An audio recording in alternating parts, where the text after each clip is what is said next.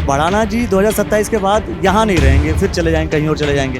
देखिए, उसको अगर ऊपर वाले की मर्जी का पता हो कि वो ऊपर वाले की मर्जी को जानता हो और उसे ये पता लगा हो कि मैं जल्दी जाने वाला हूँ, तो मुझे परमात्मा तो यहाँ से ले जा सकता है। जीते जी मैं यहाँ से जाने वाले नहीं हूँ। मेरा राजनीति से भी कोई ज़्यादा लेना देना नहीं है। मैं राजनीतिक होता तो पता नहीं कौन सी पदों पे होता। क्या इसलिए है कि संतन के पैर पड़ेंगे तो चुनाव में लाभ मिल जाएगा? ऐसा है, ये राजनीतिक नहीं है। ये संतन के, ये मेरी किस्मत है और मेरे दफ्तर की किस्मत है कि वो संत यहाँ पे आए हैं और हमें आशीर्वाद दिए। आपने एक बार पहले कहा था कि बंगाल में चुनाव भारतीय जनता पार्टी जीतेगी, भारतीय जनता पार्टी ने जीता। मैंने ये भी कहा था कि बहुत मार्जिन से जीतेगी। मार्जिन ज़्यादा हो।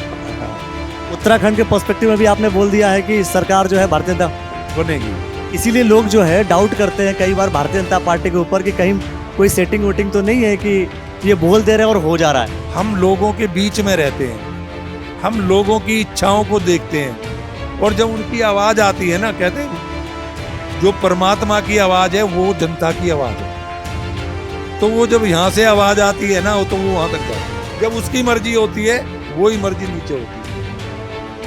तो वो ये सत्य है कि मोदी जी से कुछ कराना चाहते हैं, पुराना चाहता है और वो होके रहेगा 29 में।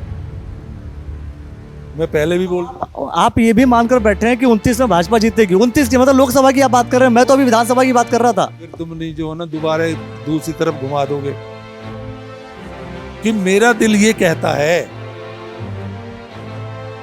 फिर उसी बात है कहलवाओगे तुम मेरे लिए। तो मेरे दिमाग में ये आ गया है कि आगे राष्ट्रपति होंगे 29 में, जब पूरे मुल्क का इंसान उनमें गांधी देखना शुरू कर देगा।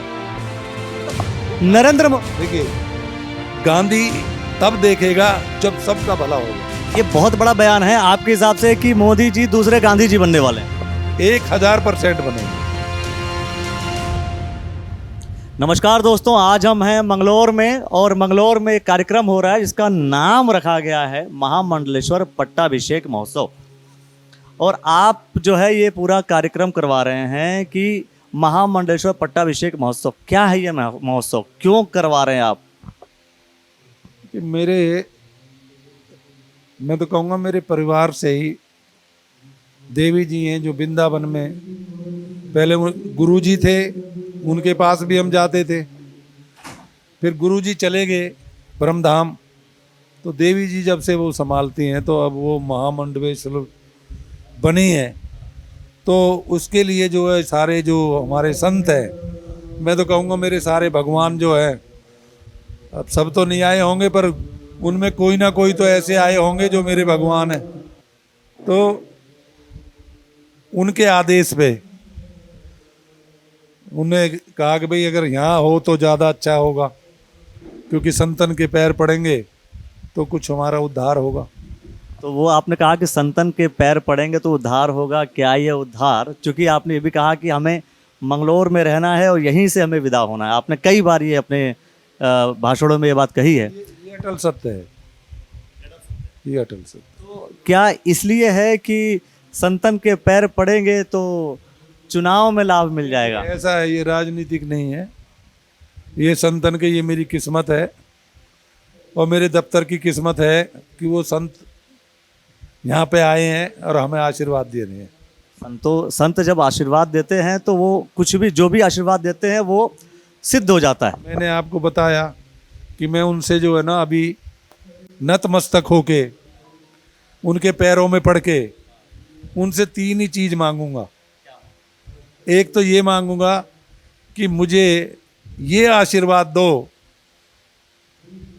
कि जब बसेरा यहाँ से उठे तो सम्मान से उठे, और जब कंठ प्राण आए कोई रोग ना सताए।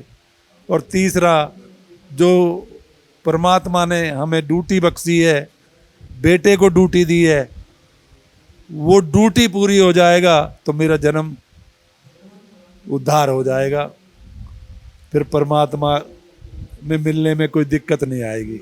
बेटे को क्या ड्यूटी बख्शी है, क्या क्या ड्यूटी दी गई है, क्या जिम्मेदारी दी गई है? अभी वहाँ पे करोड़ों भक्त आते हैं और करोड़ों भक्त हमसे तो बहुत बड़े बड़े लोग आते हैं, लेकिन बाबा ने उस बच्चे को वो जिम्मेवारी दी है जो किसी को वो नहीं देते, क्योंकि उस मंदिर में ज़्यादा तो नहीं, मेरा मन तो ये है कि पता नहीं वो कितने लगवा ले, क्योंकि उसके लिए किसी चीज़ की कमी नहीं है, पर फिलहाल जो काम शुरू किया है कम से कम 50 करोड़ रुपए में पूरा होगा। ये सारा काम जो मंदिर बन रहा है वो अभी उसकी नीचे से सारी फाउंडेशनें, बल्कि जो ज्योत निरंकार खोली में जलती थी, वो खोली का जब ये काम चल रहा है तो वो बाबा की कृपा से वो नीचे हमने, बाबा जी ने वहाँ पे वो मंदिर बनाया नीचे, और ज्योत अब नीचे जलती है। नहीं तो पहले हम बहुत सीढ़ियाँ चढ़ के ऊपर जाते थे, तो वो वहाँ के लिए लिफ्ट का भी प्रोविज़न है उसमें, और एक जो चढ़ाई है वो सीधी सड़क बनाएंगे वहाँ से, जो सीधे लोग ऊपर खोली पे, नहीं तो बहुत बड़ी दिक्कत वहाँ, क्योंकि अभी पीछे दोज गई है, उस पर कम से कम 5-7 लाख लोग हैं। तो वो जिम्मेवारी हमें मिली है, तो हम तो उस प्रभु का, इन संतों का शुक्रिया अदा करेंगे। नहीं, संत तो सभी लोग आए हैं, सभी संत मैं देख रहा हूँ कि बहुत से संत हैं, सभी लोग अपना आशीर्वाद भी दे रहे हैं। मेरा सवाल ये है कि चूंकि राजनीतिक व्यक्ति से राजनीतिक पे अगर बात ना हो तो फिर क्या मतलब है? राजनीति पे तो बात होगी। हाँ, बुद्धिजीवी हैं, अगर आप अपनी बुद्धि का इस्तेमाल नहीं करेंगे तो ये तो फिर बात नहीं बनी ना। लेकिन राजनीति पे तो अब देखिए क्या होता है। मंगलौर विधानसभा की अगर हम बात करें, हमारे रिपोर्टर ने जब काजी साहब से एक सवाल पूछा कि भाई क्या है, तो उन्होंने एक जवाब दिया। उन्होंने ये कहा कि भड़ाना जी 2027 के बाद यहाँ नहीं रहेंगे, फिर चले जाएंगे, कहीं और चले जाएंगे। देखिए, उसको अगर ऊपर वाले की मर्जी का पता हो, कि वो ऊपर वाले की मर्जी को जानता हो, और उसे ये पता लगा हो कि मैं जल्दी जाने वाला हूँ, तो मुझे परमात्मा तो यहाँ से ले जा सकता है। जीते जी मैं यहाँ से जाने वाला नहीं हूँ। मेरा राजनीतिक से भी कोई ज़्यादा लेना देना नहीं है। मैं राजनीतिक होता तो पता नहीं कौन सी पदों पे होता, लेकिन मैंने कभी राजनीति को महत्व नहीं दिया, मैंने सेवा को महत्व दिया, और जो पिछले जन्मों का कर्ज है उसे उतारने का महत्व दिया।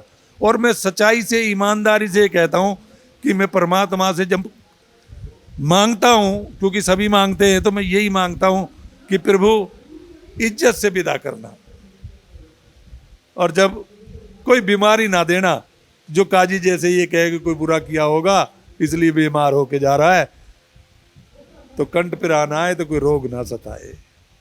जैसे एक आपने एक बार पहले कहा था कि बंगाल में चुनाव भारतीय जनता पार्टी जीतेगी, भारतीय जनता पार्टी ने जीता।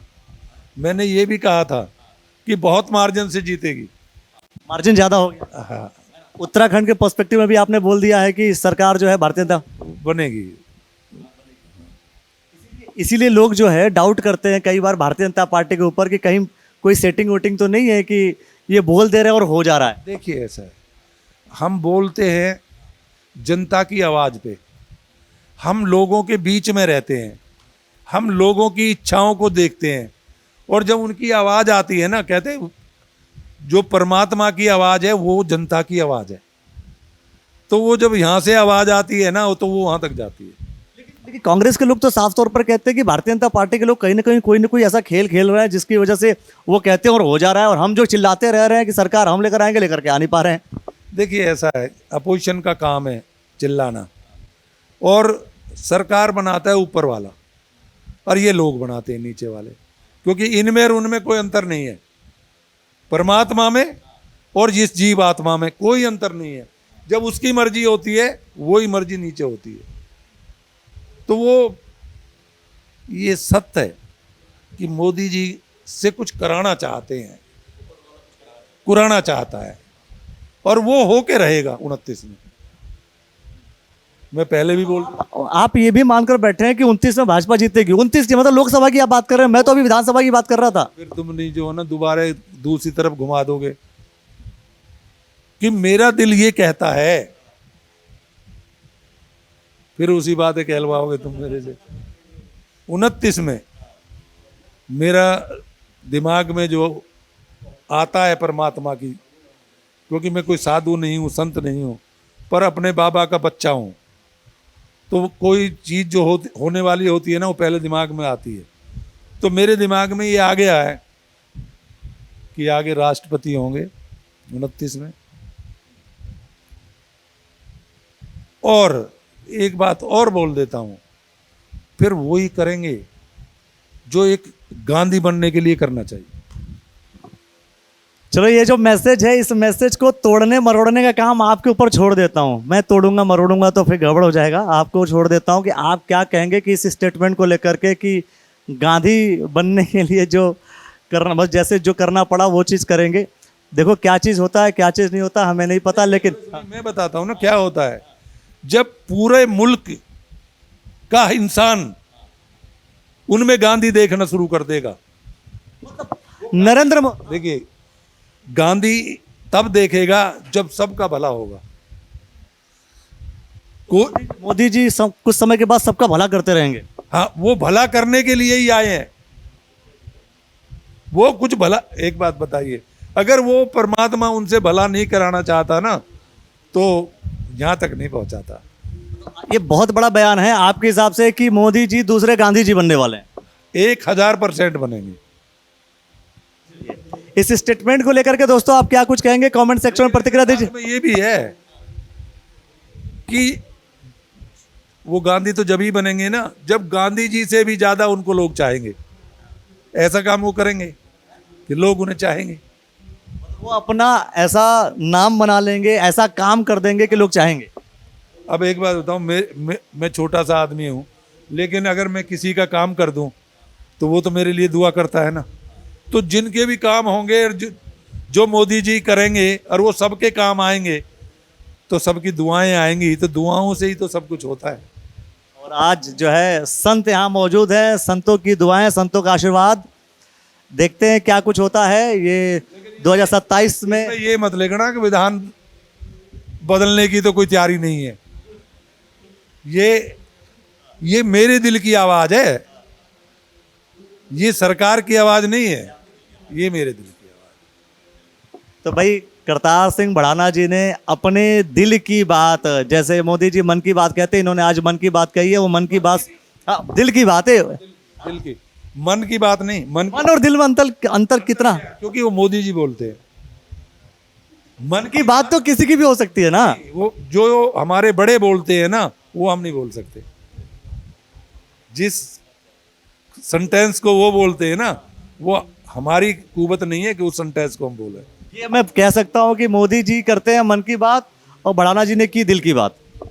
हाँ, जो दिल की है, दिल की। तो इस दिल की बात को सुनकर के मंगलौर वासी कितना दिल से कनेक्ट होते हैं, ये देखने वाली बात होगी। 2027 के चुनाव में बहुत सारी बातें होने वाली है, बहुत सारे काम होने वाले हैं, उसे लेकर के हम खुल करके चर्चा करते रहेंगे। बने रहिए और देखते रहिए द न्यूज़ नेटवर्क। बहुत बहुत शुक्रिया, बहुत बहुत धन्यवाद।